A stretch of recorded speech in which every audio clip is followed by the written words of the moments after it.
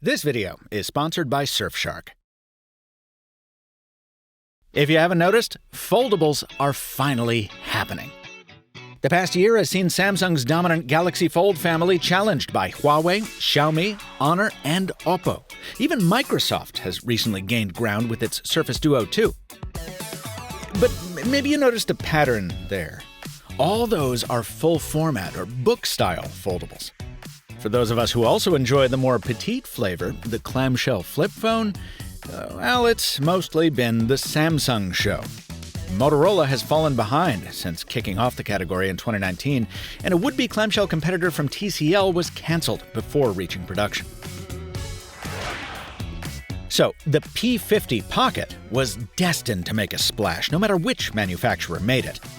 And as it happens, it hails from a company whose beleaguered business condition has done nothing to blunt its hardware engineering prowess. I'm Michael Fisher, and I've spent 2 weeks with the first flip phone from Huawei.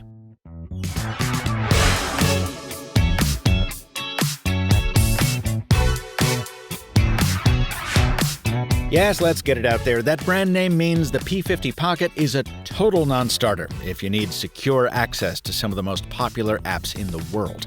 And even if you're looking to de-Google your mobile life, there's an awful lot of compromise that comes with carrying a Huawei phone of any kind in 2022.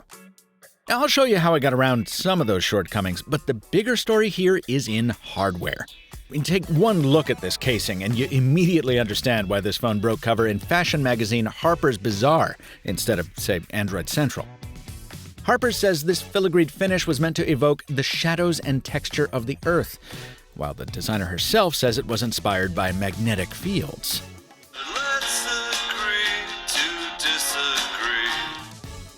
That designer, Iris Van Erpen, has built her career on designs inspired by science and executed with modern techniques, and this finish is just as unique.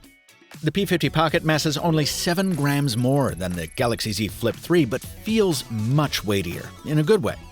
Every twist of the wrist, every shift of the light uncovers new depth in the micro-sculpted finish. And while it's definitely not subtle, in person it somehow manages to walk that line between flashy and gaudy that's just razor thin, but it does it successfully. If you don't feel the same, there are white and black alternatives available. Underpinning that eye-catching look is a 6.9-inch 120Hz OLED screen that I already prefer to my Z Flip 3s. See, instead of Samsung's narrow radius bend that carves a deep gutter into the display, Huawei uses the Motorola approach of folding this ultra-thin glass into a fat teardrop. That makes for a crease that's easier on the eyes and smoother under a thumb, and it also lets the phone close fully flush instead of leaving a gap, as the Samsung design does. Unfortunately, it doesn't hold the phone in a fixed position as firmly, and Huawei hasn't optimized nearly as many apps for this use case. So while you can set it up in tripod mode or take some stupid self-portraits for your upcoming album release, it's not useful in as many different postures or in as many different ways as the Z Flip 3 is. It also doesn't always want to open as fully, something the packaging warns you about when you first unbox it. When closed, you interact with the P50 Pocket through this porthole. It's about 2/3 the size of Samsung's and absolutely dwarfed by the Razrs, which makes it much less useful at framing up a photo or checking notifications. But that's to be expected from a phone for fashionistas, who are far more likely to call for fun wallpapers than productivity widgets. Also, there's a satisfying symmetry to the camera module mirroring that cover display, which also echoes the dual camera module of its sibling, the P50 Pro. And while we're on the subject of those cameras, I took the P50 Pocket on a February photo walk through Brooklyn, shooting side by side with the Galaxy Z Flip 3, and here's how that went. Huawei often edged out Samsung in sharpness and dynamic range, both in 1x and zoom modes, and while maxing out that digital crop to zoom in on the city wasn't pleasant on either phone, Huawei's 40-megapixel camera had a considerable advantage over Samsung's 12-megapixel counterpart. Where the Flip 3 did better was with neon lights and, surprisingly enough for a Samsung phone, in color accuracy. The P50 Pocket seemed more prone to oversaturation in evenly lit outdoor situations. And it was Samsung that gave me my favorite snap of the day, rendering everything perfectly, from the welcoming warm glow of the Box House Hotel's lobby lights to the million different shades of pure to filthy snow piled up around the taxi. The P50 Pocket didn't quite know what to make of the same scene. The yellows are too green, the walls are too blue, and the sky is too bright. Now, I didn't get too deep in my camera testing because there's a lot of software stuff we have to cover, which is frankly more important. But I didn't want to move on without touching on one particular camera feature that's almost totally useless, but still an awful lot of fun. Take the P50 Pocket into a dark room and fire up the fluorescent mode, and welcome to your own personal episode of Ghost Hunters. A dedicated emitter shines ultraviolet light onto whatever you point it at, and the results are... they're something. In its marketing materials, Huawei uses a lot of plants to suggest some kind of ethereal life force detecting capability, but I couldn't manage to pick up anything on our household plants but dust. The camera did much better with paper or reflective objects, rendering my office decorations much more spooky than they really are, and transforming my camera neck strap into a radioactive glowworm. Pro tip: don't use this in a motel you don't want to know the truth about, and do not take pictures of yourself unless you're ready for nightmare fuel worthy of a Scary Stories to Tell in the Dark book cover. Don't say I didn't warn you. Now, sadly, none of this matters, at least not to a user like me. We'll see if that holds true for a user like you right after this word from my sponsor. Advertisements. They're a fact of life, this one included. But while they may be annoying, they shouldn't be dangerous. This video is sponsored by Surfshark, which helps protect against those underhanded ads. You know those horrible pop-ups that take over your browser and try to trick you into risky clicks? Well, fun fact, those aren't legitimate ads. They're more like viruses. They're as big a hassle to the sites they infect as they are to you. Surfshark blocks ads and malware before they can even load. That protects you from phishing attempts and cuts down on the clutter when you're browsing.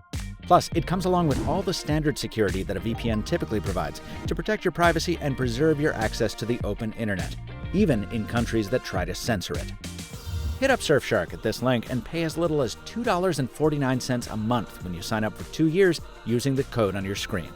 Thanks to Surfshark for sponsoring this video.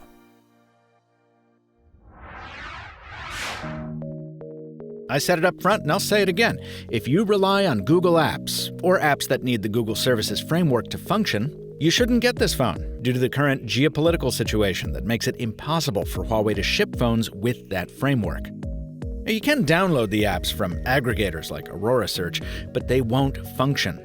Yes, a workaround is technically possible using a service like Gspace, but that's literally putting a third party between you and your Google accounts. Choose your own adventure, folks, but that's something I'm just not comfortable doing. My experience would have ended then and there were it not for Ben Sin's review in XDA that reminded me that Microsoft Outlook runs just fine on Huawei phones.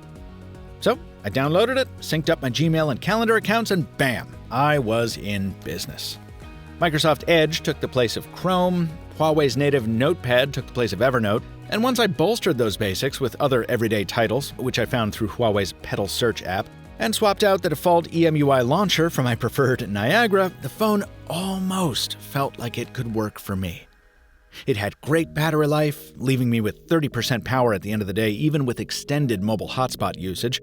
It had loud and clear speakers, and I was able to deal with its lack of 5G by loading its dual SIM tray with T-Mobile and AT&T cards, letting me switch networks on the fly. But still, several times every day I ran into yet another app that just wouldn't work, or something I needed a Google login for, or some other weird compromise. That battery life is great because of Huawei's build of Android, which just like always, closes background apps so aggressively that I miss tons of notifications unless I force them to stay open. And my dual SIM solution to the lack of 5G, that's possible because of my job. It's not practical for most other folks. So, as is sadly true of all Huawei phones in the States, the P50 Pocket's ultimate value comes down to a series of ifs. If you can import it from the Asia-Pacific, Middle East, or Latin American markets it's offered in, if you don't mind the lack of water and dust resistance, if you really don't need Google services, And if you really do want a foldable, well, then you'll get a gorgeous one in exchange for the roughly $1,500 you'll have to pay for it. But that's a lot of ifs when you can get a Galaxy Z Flip 3 for under $900 at press time. And honestly, I think the P50 Pocket's real value is in how it pushes the clamshell conversation forward, with a bold new design and an approach to folding a screen that looks and feels better than anything in its class. If it's not yet time to hope that Huawei could sell phones with Google services again someday, then maybe it's enough to hope that other manufacturers will take notes on this design when preparing their next flip phones.